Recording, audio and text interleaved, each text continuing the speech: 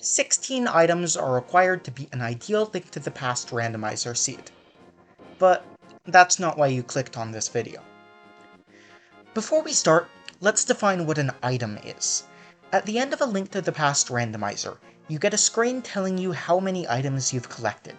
This screen counts anything you'd pick up from a chest or receive from an NPC, but not, say, a key you would find under a pot on the ground, so we'll be using as many of those keys as we can. Additionally, all the planning for this run will be completely theoretical. We'll just assume that any item can appear in any location, without worrying about trying to actually find a random seed that has all the items in the right spots. We'll be following the standard randomizer rule set, which is to say that only minor glitches are allowed, and keys will always appear in their respective dungeons. When rooting a low percent run like this, you typically start at the end of a game and work your way backwards. Starting with the final boss, Ganon, the Master Sword is needed to damage him at all, and a fire source, either the lamp or the fire rod, is required for Ganon to be vulnerable on the final phase. We'll go with the fire rod, as there's nothing possible with the lamp that isn't also possible with the fire rod. That does, however, mean that we'll have to navigate through some rooms in complete darkness. To access the Ganon fight, we'll need to climb up Ganon's tower and defeat Aghanim 2. While the bow and hookshot are incredibly useful for this, only the Ganon's Tower Big Key is strictly required to climb Ganon's tower. Reaching the entrance to Ganon's tower requires the Titan's Mitts, which allow entering this Dark World portal. In order to reach that portal at all, either the hookshot, in order to cross this gap, or the magic mirror and the hammer, to reach the top of Death Mountain, is necessary. However, to enter Ganon's tower, we'll also need to collect 7 crystals. Normally, these are obtained from beating the Dark World dungeons, but in the randomizer, they can appear in the 3 Light World dungeons as well. We can figure out 2 more required items straight away. Of the 10 possible dungeons, 6 require the Moon Pearl, and 4 require the Hammer, so we couldn't possibly skip either of those. We've already figured out 9 required items: the Fighter Sword and its upgrade, the Master Sword, the Fire Rod, the Ganon's Tower Big Key, the Power Gloves and its upgrade, the Titan's Mitts, the Moon Pearl, the Hammer, and either the Hookshot or the Magic Mirror will all be required. Of the 10 possible dungeons, we now need to figure out which 7 are the best. Choosing the first 4 is pretty simple. Skull Woods and Ice Palace require no additional items to beat, and Tower of Hera and Thieves Town require only 1 additional item, the Big Key, to access the boss. We can also eliminate 2 dungeons without too much analysis. Turtle Rock requires so many keys and additional items that I didn't even bother analyzing it, and Misery Mire requires at minimum 4 additional items, 3 of which wouldn't even help with other dungeons. Out of the remaining 4 dungeons, we have to do 3. Desert Palace, Eastern Palace, and Palace of Darkness each require 2 additional items to beat, while Swamp Palace requires 3. We can now put together our list of items, but we never did decide whether we'd be picking up the mirror or the hookshot. I actually put together 4 separate lists of 17 items that would work, but let's focus on this one, since it's obviously the best. Earlier I said that the Tower of Hera Big Key was required, but that isn't actually true. By using the Pegasus Boots and the hookshot, it's actually possible to clip into this pot and to skip the Big Key. What I didn't realize when I first rooted this is that this glitch is possible even without the boots, by instead using a damage boost from a bomb. This brings the final item count to 16. Along with the 8 items figured out earlier and the hookshot, we'll need the bow to kill these Igors in Eastern Palace and hit this statue in Palace of Darkness, the Book of Mudora to enter Desert Palace, a Palace of Darkness small key to open this door, and the Eastern Palace, Desert Palace, Palace of Darkness, and Thieves Town Big Keys to access those dungeons' bosses. We're not quite done with the rooting though. We can't just grab those 16 items and go beat all the dungeons, as the dungeon bosses drop items. We'll need to carefully route item locations and dungeon order in order for this run to be possible. The odds of all the items appearing in the right locations in a random seed is astronomically low, so I used the Link to the Past Customizer, which allows placing items wherever you like to create a seed with all the necessary item locations. If, for whatever reason, you'd like to join me on this painful journey, a link to the seed is in the description.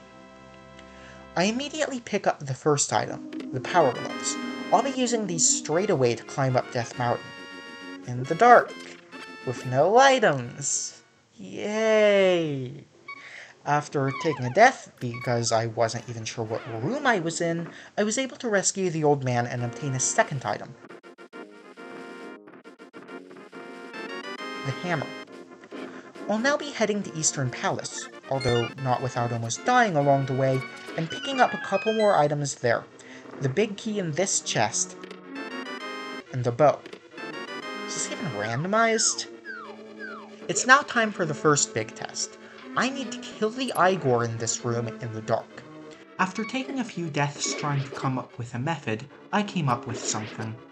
I would shoot it from a distance, using the arrow stuck in it to find it. I would then inch towards it, shooting arrows until one hit. From there, I just needed to pick up the key and reach the exit in the upper left. Easier said than done, but I got through this without too much trouble.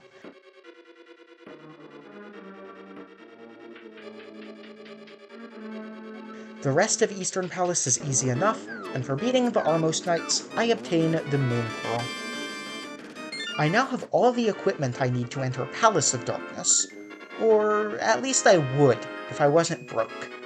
After pulling money out of a tree and getting extorted by a monkey, it's time for quite possibly the hardest dungeon in this run. The start is easy enough, just taking the right path to avoid any key doors, and picking up a small key and the big key.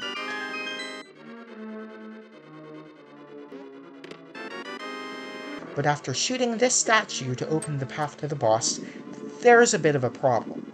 The next 5 rooms are completely dark, and I need to get through them all with only a bow, a hammer, and 3 hearts. I've put an overlay of the rooms on screen, so you can follow along. The first room isn't too bad. I hammer the pegs to the left of the stairs, then walk up and shoot an arrow at the switch.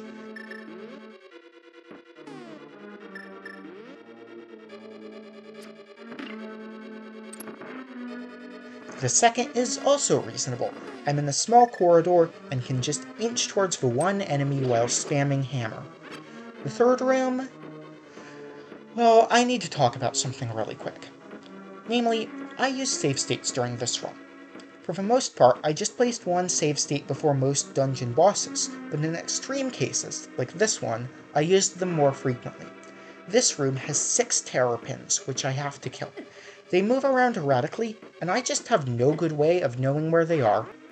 I ended up developing some strats for this room, but they boil down to move right and then hit the enemies more than they hit you. Most attempts died very quickly, since I simply had no way of knowing the enemy positions. Here's what my winning attempt looked like.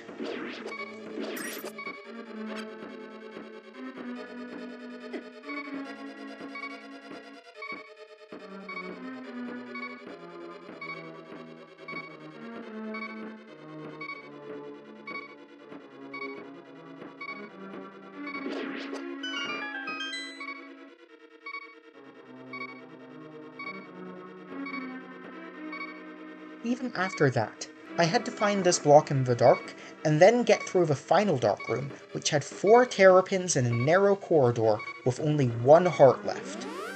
If anyone wants to do this dungeon without save states, be my guest. I have neither the patience nor the skill to do so. The dungeon boss, Homosaur King, is much easier, falling to 17 hammer hits and 8 arrows, and only took me 1 attempt.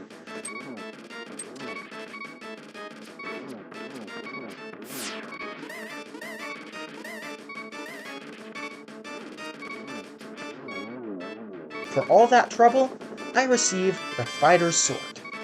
About time. The next dungeon, Thieves Town, is much easier, although I once again nearly died on the way in. After picking up the big key in the first chest, Grabbing a small key under the skull and passing through the second worst room in the game, I head upstairs to let light into the boss room. I died on the way back, but I can now head downstairs, killing the enemies along the way with hammers and pots to rescue Blind. I took a couple deaths in the process, but eventually, it was time to start the blind fight. Speedrunners of this game typically have the blind fight rooted, as the fight is completely deterministic. I, however, am no such speedrunner, and I ended up following a route for the first two phases before blindly panicking on the last one.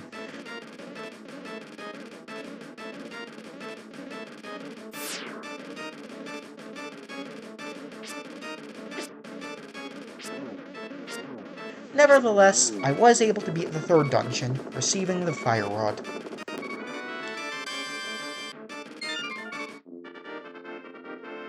After an annoying death on the overworld, it was now time for Skull Woods. I went around to this entrance, picking up a key under this skull. Opening the back entrance to Skull Woods is the only place where the Fire Rod is required instead of the lamp. I wanted to conserve as much magic as possible for the Mothula fight, so I slowly killed these Gibdos with the fighter's sword. I took a few deaths in the process, and it didn't even end up mattering as I got a magic refill anyway from this Moldorm. After knocking this Gibdo into a spike for a key, it was time for Mothula, the third hardest boss in this run.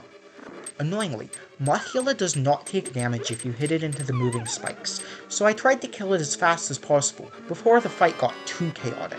This took quite a few tries, but I got one attempt where I landed 7 of 8 Fire Rod shots, and killed the boss with a spin attack to get the hook shot.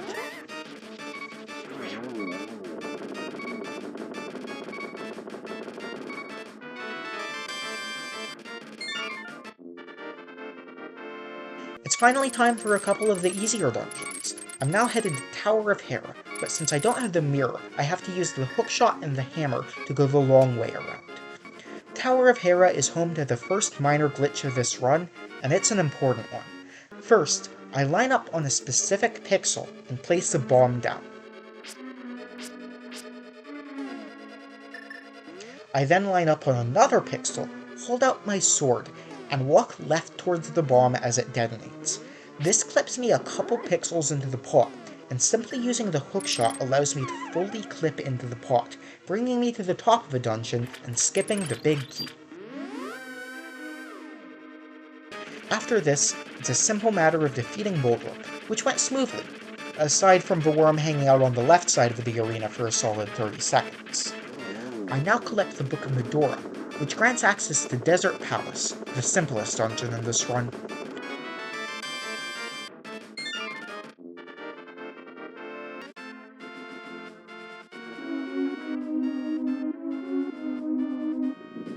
After picking up the big key, I just go through the second half of the dungeon as normal and fight the land molars, receiving the Titan's Bits as my reward.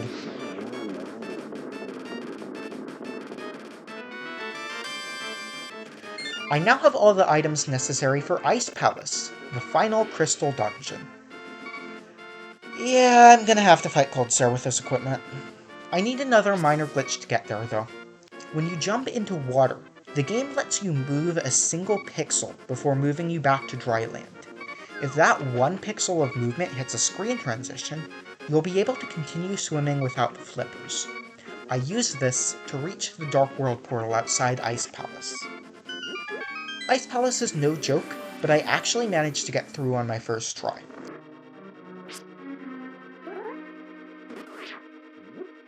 After narrowly getting through this Pengator room, I needed to do some switch management, heading through this room and then hitting this switch and blowing up the floor with the same bomb.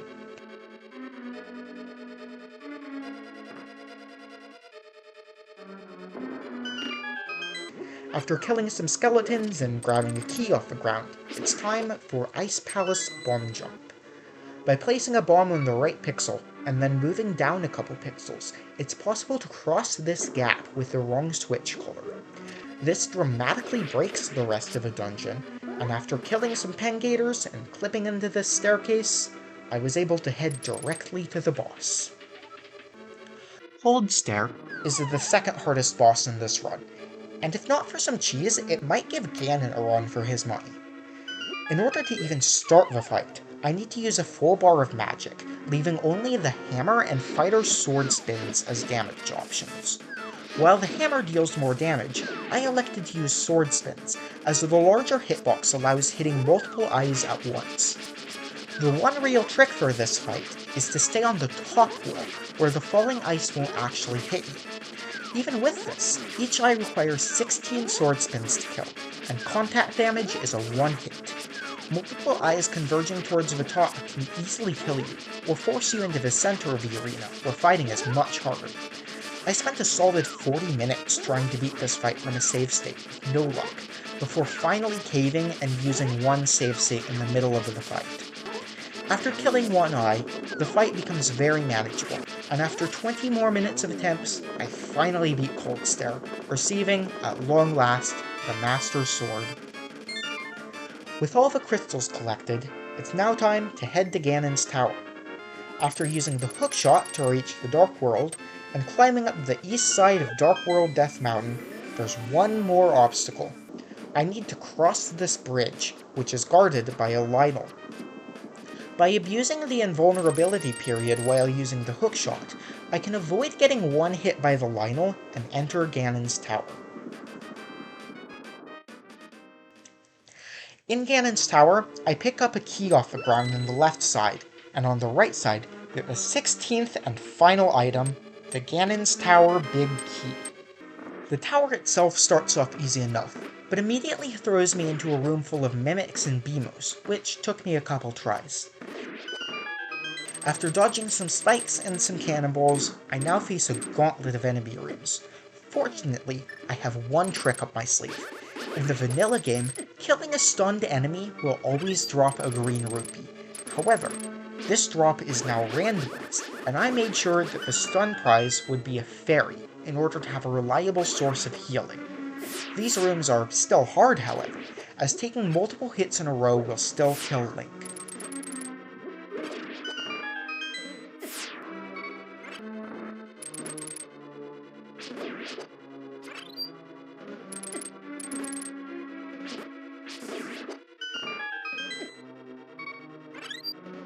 After that, it's time for one of the most annoying, but not particularly hard bosses in the game, the Lanmola's Refight, which I got through without too much difficulty. After killing some Wizrobes and waiting for some Moblins to fall into pits, I reached the top floor of a tower, where I would finally use that key from the start of the dungeon. The Moldorm Refight was easy enough, despite whatever that was. After beating Moldorm, I reached the final chest. Now, I won't be opening this chest, but for anyone who's played along up to this point, I placed half magic in this chest.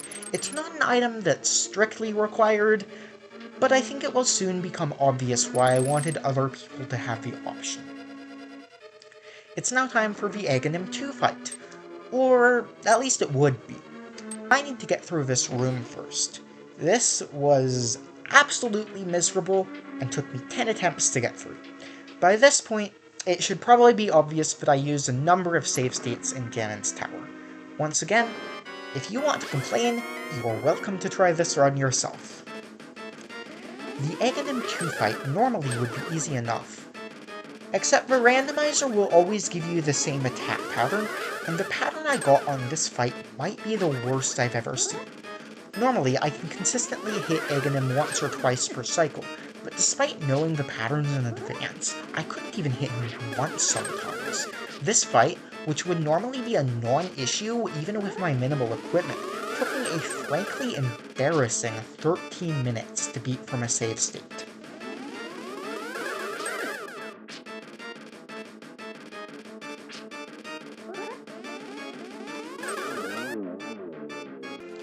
It's finally time for the Ganon fight. This fight is, to be generous, an absolute nightmare. The only attack that will damage Ganon is Master Sword Spins, and it will take 52 of those to defeat the boss. Meanwhile, Link will get one hit by contact damage, Ganon's Trident, and the Flying Bats, and 2 hit by any fire on the ground. The first phase is easy enough, as Ganon's trident throw is pretty easy to dodge. After 12 spins, Ganon enters phase 2, which turns up the difficulty about a half dozen notches. The only way I was able to get through this phase with any consistency was extremely slow. I could get 1 or 2 spins in safely when Ganon spawned on the top of the arena, but usually had to wait an entire cycle if he spawned in on the bottom. Occasionally, if he spawned in on the bottom left, I could get 3 spins. Each circle of bats will individually fly towards Link, which I dodged by using Hookshot invulnerability to ignore them altogether. It's not perfectly consistent, but it's pretty good, and after 12 more spins, Ganon reaches Phase 3. Phase 3 is a non-issue, only requiring 4 spins and having no particularly threatening attacks. However, Phase 4 is utterly absurd. Back at the start of this video, I said that anything possible with the lamp is also possible with the fire rod. But that's not quite true. The fire rod uses 4 times as much magic as the lamp. In order to damage Ganon during this last phase, I'll need to light both lights at the bottom, which requires 2 fire rod shots. A quarter of a bar of magic. Normally, you'd use the silver arrows to damage Ganon on this phase, but without that option, I'll need 24 spins, which can damage Ganon if the spin is timed just after he starts flickering. Landing 2 spins each torch cycle, with 4 torch cycles before running out of magic, means that it's only possible to deal a third of Ganon's health. Fortunately, there's a trick called Torch Glitch, which comes to the rescue. By lighting the first torch before the second torch goes out, which is a 16-frame window, the second torch will stay lit. It's now possible to light the torch 8 times, for a total of 16 spins, 2/3 of Ganon's health.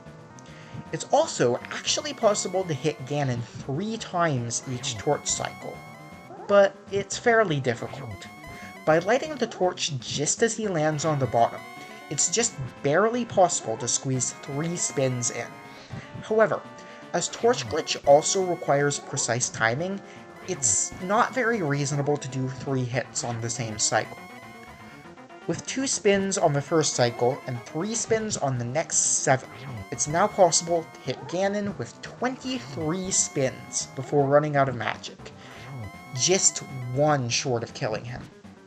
Finally, it's possible to sneak in 1 spin before the torches go out at all to get that 1 extra spin necessary to defeat Ganon. Putting this all together, I immediately get a spin in after completing Phase 3, then perform Torch Glitch. I get 2 hits on Ganon this torch cycle, and then start doing triples.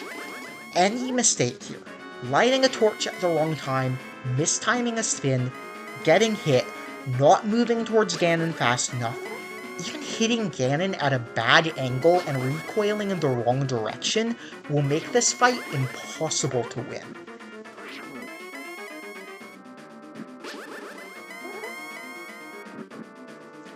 You might notice that I'm using the fire rod with my sword out. This lets me charge a spin attack faster while using the fire rod.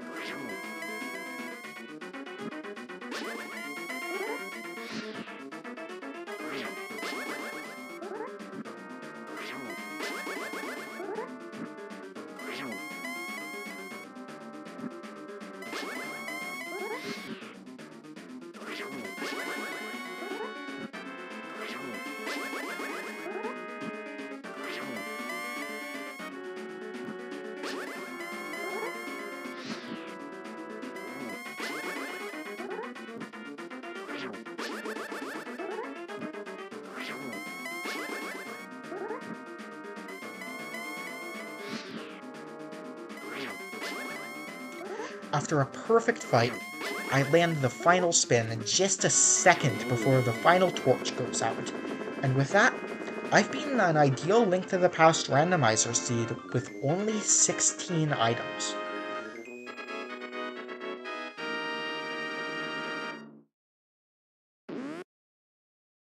Obviously, this took me far longer than 73 minutes due to the use of save states, but figuring out how to do this was a lot of fun.